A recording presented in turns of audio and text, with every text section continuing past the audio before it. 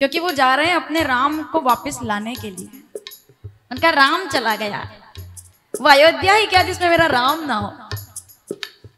और नहीं मिले अगर राम, खाली तो नहीं आऊंगा, या तो हृदय में राम लेकर आऊंगा या फिर सिर पर पाउडी लेकर आऊंगा, तो कुछ तो लेकर आऊंगा, खाली हाथ तो नहीं जाऊंगा।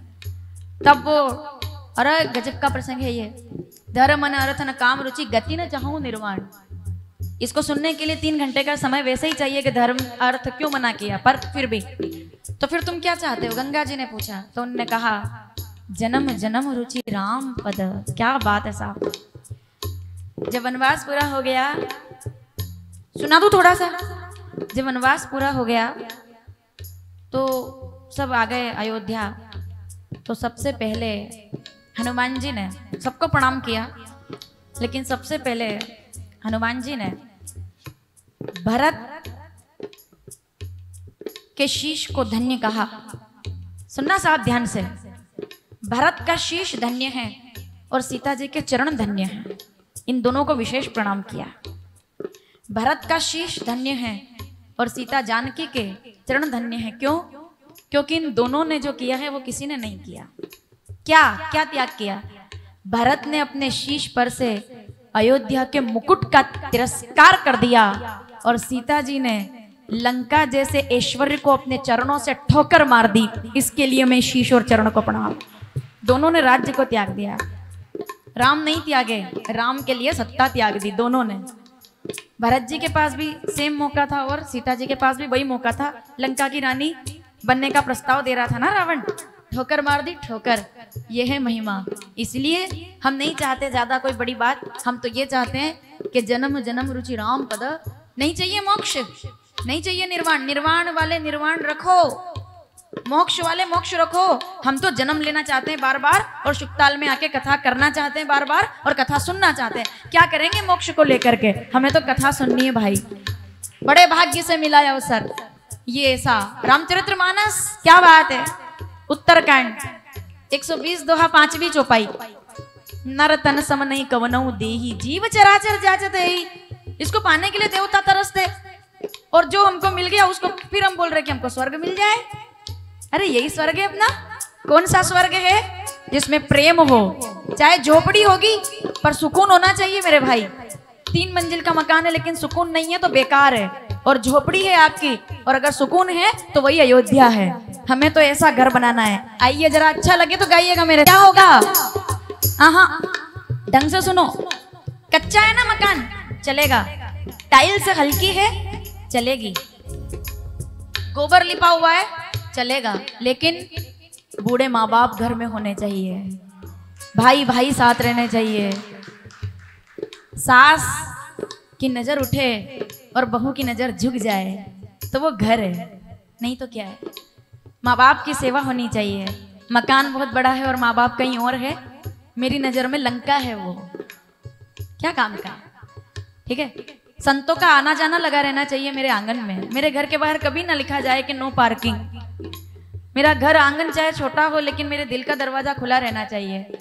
मेरे घर में के आंगन में गाय अपने आप आनी चाहिए, अपने आप। और आती है, कई माताएं बैठी है यहाँ, सुबह शाम उनके आंगन में गाय आती है। मुझसे मीठी बात करने वाला मेरा पति होना चाहिए। मेरा सदैव सम्मान करने वाली मेरी पत्नी होनी चाहिए। गोदी में गणपति लाला होना चाहिए और लक्ष्मी स्वरूपा बेटी भी होनी चाहिए। ये परिवार होना चाहिए। मौसी, बुआ, मामा सब होने चाहिए। क्या करेंगे अकेले एकाकी होकर के? सब होने चाहिए, समय समय पर सब आने चाहिए। परिवार होना चाहिए। और उसके बाद सबसे बड़ी बात, मेरे घर के अंदर मेरा परिवार होना चाहिए और घर के आंगन में शिव परिवार होना चाहिए। तुलसी का क्यारा होना चाहिए। हमें क्या चाहिए?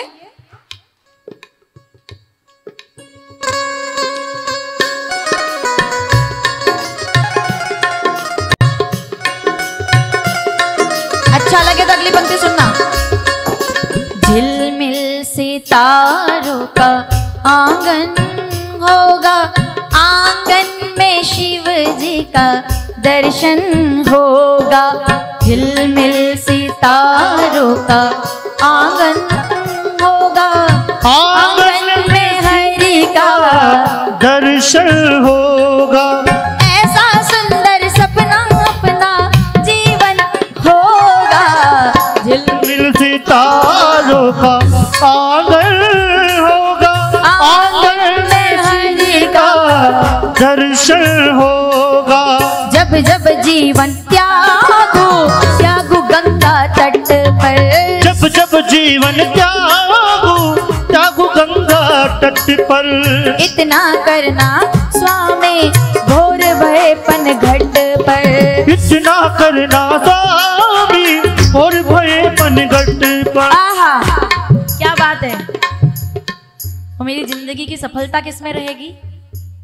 जो राम राम बोलते हैं जीवन भर राम राम बोलते हैं, जब वो प्राण का त्याग कर देते हैं 80 साल बाद, 100 साल बाद, और जब उनका पंच तत्व का शरीर पंच तत्व में मिल जाता है और जब राख बन जाती है, तो मेरा सौभाग्य होना चाहिए कि हवा चले, सावधान, हवा चले, राख उड़े और किसी शिवलिंग को जाकर के छू जाए।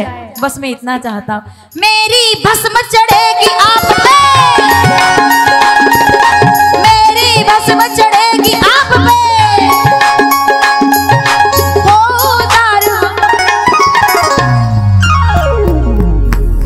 बाबा भोलानाथ है हो। कितने लोग चाहते हैं कि भस्म उड़नी चाहिए, और ये किसने कहा कि उज्जैन में भस्म चढ़ती है? भस्म तो हर जगह चढ़ती है, क्योंकि जब हवा चलती है और राख उड़ती है तो किसी शिवलिंग को छू जाए बस, तो भस्म हर जगह चढ़ गई। ठीक है, मेरी भस्म चढ़े जो आप पे, हो दर हमारा शंकर भोला। बाबा भोलानाथ है हमारा तुम्हारा, हमारा तुम्हारा, हमारा तुम्हारा, हमारा तुम्हारा, हमारा हमारा भोलेनाथ।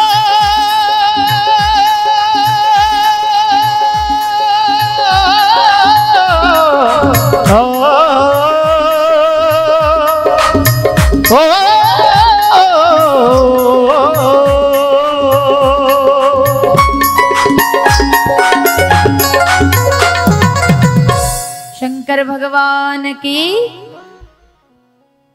एक बार बिना संगीत के, शंकर भोलानाथ है हो।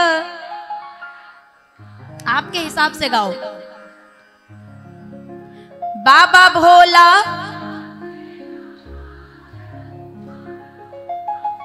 बस यही है अपना, तो सार यही है, यही सार है, इसके अलावा और कोई सार नहीं है।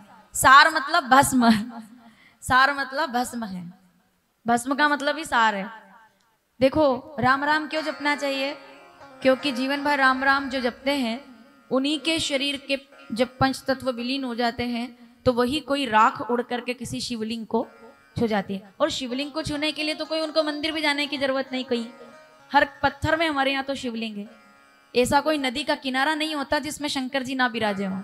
और कई बार तो दीवारें भी नहीं होती, अकेले ही बैठे रहते हैं नंदी को लेकर के। देखा है ना, हर गांव में जहाँ शमशान होता है वहां शिवजी। तो कितना मतलब प्रैक्टिकल तथ्य है ये, मेरे मन से थोड़ी बोल रही हूं मैं। रामचरितमानस किष्किंधा कांड 10वां दोहा दूसरी चौपाई।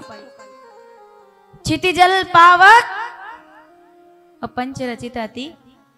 तो मिट्टी का शरीर मिट्टी में तो मिलेगा, फिर कहाँ जाएगा? मतलब कितना इससे ज्यादा मेरी वाणी में इससे ज्यादा बोलने की और समझाने की ताकत यहाँ आकर खत्म हो गई है। इसके बाद कुछ बचा ही नहीं मेरे पास। अब आप सुनिए सार क्या है कि मैं जहां पहुंचू वहां शमशान है,